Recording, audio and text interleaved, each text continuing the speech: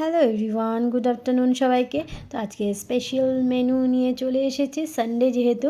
তো আজকে হবে মাটন, চিকেন আর মাছের ঝোল হবে, কাতল মাছের ঝোল। তো এদিকে মিক্সড ভাজাও হবে, আর এদিকে মাটনও এনেছে। মাটনকে ধুয়ে আমি ক্লিন করে ছোটো ছোটো করে কেটে নিয়েছি, আর বাচ্চারা আমাকে মটরশুঁটি ছুলে দিয়েছে।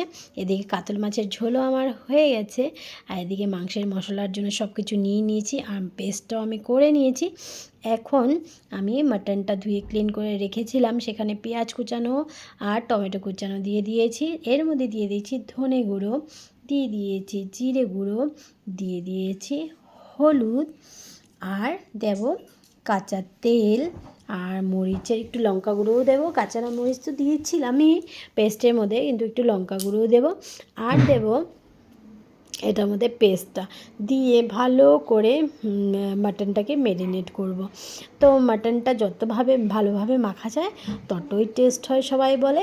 তো এর জন্য আমি এটাকে ভালো করে মেখে নিচ্ছি, আর মাখার মধ্যেই টেস্টটা হয়।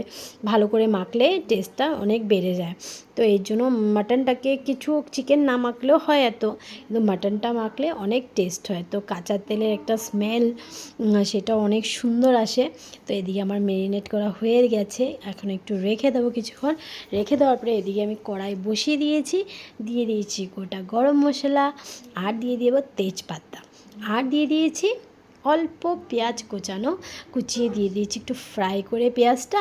ওটার মধ্যে দিয়ে দেবো মাংসগুলো। তো মাংসগুলো এক এক করে আমি দিয়ে দিচ্ছি। তারপরে মাংসগুলো সবটা দিয়ে ভালো করে কিছুক্ষণ কড়াইয়ে নাড়িয়ে চাড়িয়ে এটাকে ভালো করে একটু নাড়াবো চাড়াবো। তারপরে এটাকে আমি ভালো করে ঢেকে দেবো। একটুকু জল দেবো না, কেন মাংসর থেকে তো জল বের হয়। তো এটাকে আমি ভালো করে নাড়িয়ে নিয়েছি, এখন এটাকে কিছুক্ষণের জন্য ঢেকে রেখে দেবো। তারপরে এইদিকে আমার মাংসটাও হতে থাকবে, আর সাইডে আমি করব মিক্সড ভাজা।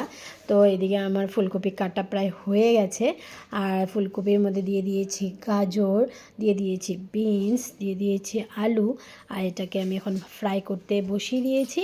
এখন ফ্রাই হচ্ছে, আর এদিকে আমি চিকেনটাও সাথে ম্যারিনেট করে নেব। তো আমার এদিকে চিকেনটাও ম্যারিনেট করা হয়ে গেছে, ম্যারিনেট করে আমি এটাকে রেখে দিয়েছি। আর এখন ঢাকনাটা খুলে দেখেছি প্রায় হয়ে গেছে মাটনের কালারটা অনেক সুন্দর এসেছে। আর এদিকে আমি বানাবো আজকে মিক্সড পনির। তো সেটার জন্য গাজর, আলু, ক্যাপসিকাম কেটে নিয়েছি, আর পনিরটাও আমি ছোটো ছোটো করে কেটে নিয়েছি। এদিকে কিছু মাছের ডিম ছিল, সেটাকে পেঁয়াজ পাতা দিয়ে ফ্রাই করে নিয়েছি। এদিকে দেখো আমার মাংসের ঝোলটা হয়ে গেছে, আর এদিকে আমি পেঁয়াজ একটু ফ্রাই করে নিয়েছি। চিকেনটাও বসিয়ে দিয়েছি। চিকেনটাতে বেশি ঝাল দেবো না, কেননা বাচ্চারা খাবে। একটু হালকা ঝাল দিয়েছি, বেশি ঝাল দেইনি। তো এটাকে একটু কষানো বানাবো। মাটন যেহেতু ঝোল বানিয়েছি, তো চিকেনটা কষানো বানাবো। এদিকে আমার দেখো মিক্সড পনিরটা হয়ে গেছে। আর একদিন তোমাদের সঙ্গে এই রেসিপিটা, মিক্সড পনিরের রেসিপিটা, দই দিয়ে এটাকে বানানো হয়, অনেক টেস্ট লাগে, অনেক ভালো লাগে। এটাও আমার হয়ে গেছে। এদিকে আমার চিকেনটাও প্রায় কষানো হয়ে গেছে, আর বানিয়েছিলাম লাই পাতা বাটা। তো আজকের রেসিপিটা তোমাদের কেমন লাগলো অবশ্যই